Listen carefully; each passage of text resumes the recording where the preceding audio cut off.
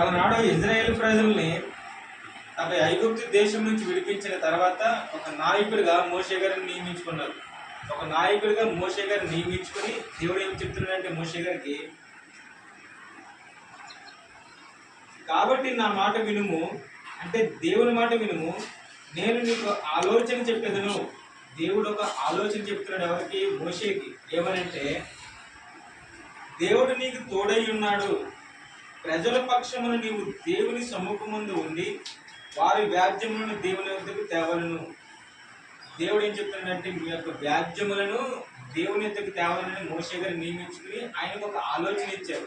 ఈ దినమందు ఆనాడు పితరులతో చెప్పిన మాట దేవుడు ఒక మోషే గారిని నాయకుడిగా నియమించి ఆ ప్రజలను నడిపించడానికి ఒక ఆలోచన ఇచ్చారు. ఈ దినమందు ప్రస్తుత ఈ కాలంలో మిమ్మల్ని నడిపించడానికి ఒక నాయకుడు ఉన్నారు. ఎవరు?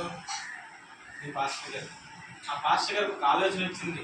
ఎందుకంటే నా ప్రజలు నా మధ్య ఉన్నారు, వారి ఆకలితో ఉంటున్నారు, వృద్ధాప్యంలో వారి ఆకలితో అలమడిపోతున్నారని చెప్పి ఉన్న పరిస్థితిని బట్టి దేవుడు మీ యొక్క పాస్టర్ గారికి ఒక ఆలోచన ఇచ్చి ఈ కార్యం జరిగిస్తూ ఉన్నాడు.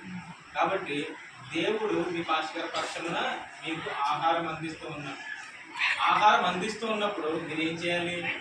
దాన్ని వృధా కాకుండా, వ్యర్థం కాకుండా దాన్ని మీరు దేవుణ్ణి నమస్కారం చేసి దేవుని జ్ఞాపకం చేసుకొని మీరు దాన్ని ఆహారం మీరు తీసుకున్న ప్రతిరోజు ఏం చేయాలంటే దేవునికి ప్రార్థన చేసుకోవాలి.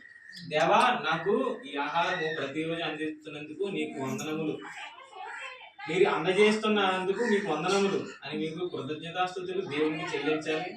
అలాగే మీ పాస్టర్ గారి పక్షమున మీరు ప్రార్థన చేయాలి. ఈ కుమారుని ఇంకా అనేక మందికి ఇటు రీతిగా జరిగించడానికి మీరు కృప చూపించండి అని మీరు ప్రార్థనలో జ్ఞాపకం చేసుకోవాలి. అప్పుడు దేవుడు మీ యొక్క ఆలోచన ఇచ్చినట్టు మీ పాస్టర్ గారి పక్షమున ఇంకా మీ లాంటి వారిని ఇంకా అనేక మందికి ఆహారం అందించడానికి దేవుడు మీ పాస్టర్ గారిని వాడుకుంటాడు.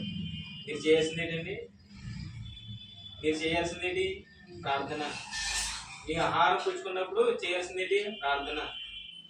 మీరు ఇటు రీతిగా ప్రార్థన చేయడం వల్లనే కదా మీకు ఆహారం అందుతుంది. మీలాంటి వారు ఇంకా నలుగురికి ఆహారం అందుతుంది. ఎవరి ద్వారాగా? పాస్టర్ గారి ద్వారాగా దేవుడు అందరికీ అందజేస్తూ ఉంటాడు. కాబట్టి ఆ ఆలోచన ఎవరికి ఇచ్చారు? దేవుడు మీ పాస్టర్ గారికి ఇచ్చారు.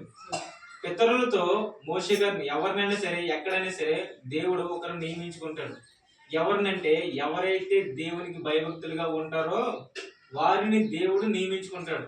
ఆ రోజుల్లో మోషే గారు దేవుని ఎదుట భయభక్తులు కలిగి ఉన్నారు కాబట్టి ఆయన నియమించుకుని తన ప్రజలను నడిపించుకున్నాడు. ఇప్పుడు మీ పాస్టర్ గారు దేవుని ఎదుట భయభక్తులు కలిగి ఉన్నాడు కాబట్టి దేవుడు మీ పాస్టర్ గారిని వాడుకొని నేను మిమ్మల్ని నడిపిస్తూ ఉన్నాడు. అలాగనే ఇలాంటి వారు ఎలా ఉన్నారంటే,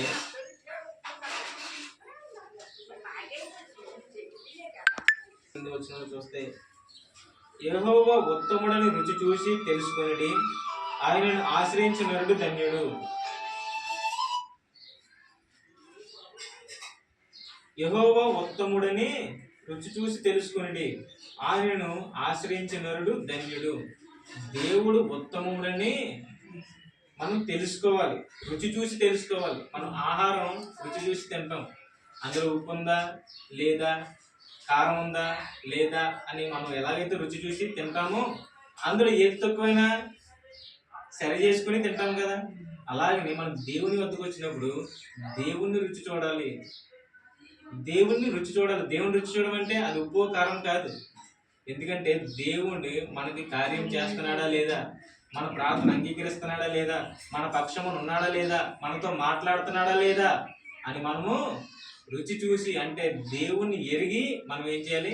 ఆయన విశ్వాసం ఉంచాలి. తర్వాత నరుడు దేవుని ఆశ్రయించడం అంటే ఎవరైతే ఇలాగ ఆయన మందిరంలో ఆశ్రయించి దేవుని వద్దకు వస్తారో వారందరూ ఎలా అంటారంటే ధన్యులు. ధన్యులు అంటే దీవించబడిన వారు. ధన్యులు అంటే ఎవరండి? దీవించిన వారు. ఆయన ఆశ్రయానికి, ఆయన సన్నిధానానికి వచ్చిన వారు ఎలా ఉంటారంటే దీవించబడతా ఉంటారు. మీరు ఈ పక్షమున ఈ దినాన్న మీరు ఈ సన్నిధానం ముందు ఆయన్ని రుచి చూడడానికి వచ్చిన మీరందరూ ధన్యులు. కాబట్టి ఇలాంటి ధన్యత పొందుకున్నవారు ఎలా ఉంటారంటే, కీర్తన గ్రంథము 1 అధ్యాయం 3వ వచనంలో అతడు నీటి కాలువలను ఎవరు నాటబడినదై ఆకు వాడక తన కాలమందు ఫలమిచ్చి చెట్టు వలె నుండును. అతడు చేయునిదంతయు సఫలమగును. కాబట్టి దేవుని రుచి చూసి ఆయన ఆశ్రయించే వారు ధన్యులు. ఆ ధన్యత ఎలా పొందుకుంటామంటే, ధన్యత వచ్చిన తర్వాత, దీవించబడిన తర్వాత ఎలా ఉంటారంటే, మనం ఒక చెట్టు నీటి వారు పడి ఉన్నప్పుడు అది ఎలా ఉంటుంది? వాడిపోతుందా? చెట్టు వాడిపోతుందా? నీటి కాలువ చోట ఉన్న చెట్టు కానీ మొక్కలు కానీ వాడిపోతాయా? ఎందుకంటే వాడిపోవు. ఎందుకంటే దానికి కావాల్సిన ఆహారము అంతా ఉంటుంది. అప్పుడు దాని ఏమవుతుందంటే, దాని కాలమందు ఫలాన్ని ఇస్తుంది.